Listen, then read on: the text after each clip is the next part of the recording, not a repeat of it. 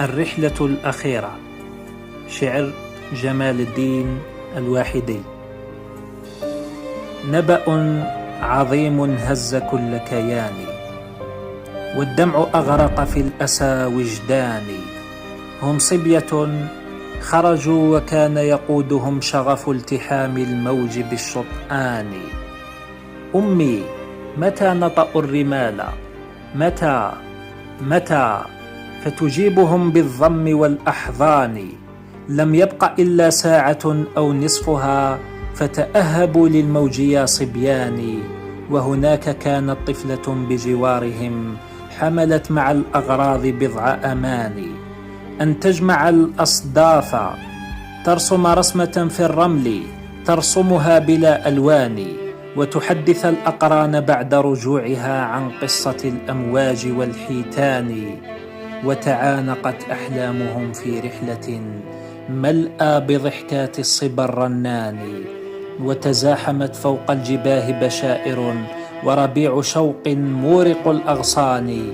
لكن كف الموت طافت بينهم، فتكت بهم في رمشة الأجفان. وإذا الحديد يحول الأفراح في تلك العيون إلى اسوداد دخان.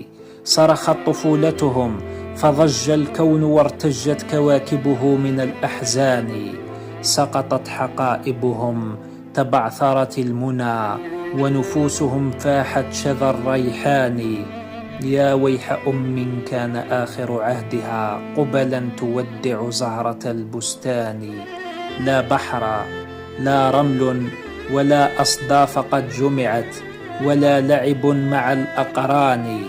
إلا الأصابع قد تشابك شملها، والموت سيف فوق كل حنان.